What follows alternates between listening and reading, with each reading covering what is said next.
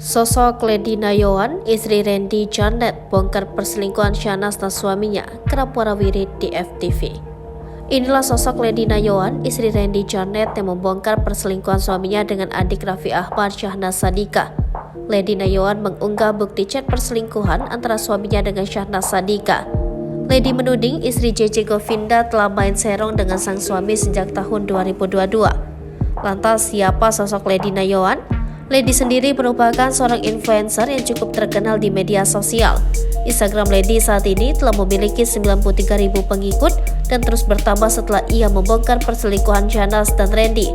Lady juga seorang mantan artis FTV. Dulu ia kerap warawiri di layar kaca bermain dalam serial FTV. Namun setelah hamil, Lady fokus pada kehamilannya dan sudah jarang syuting lagi.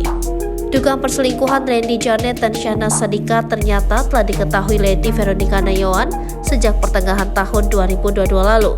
Hal tersebut bertambah pilu saat Lady mengetahui dugaan perselingkuhan suaminya ia tengah mengandung buah cintanya dengan sang aktor. Bahkan, hal tersebut sampai mempengaruhi kondisi kehamilan Lady Veronica pada saat itu sangat memprihatinkan.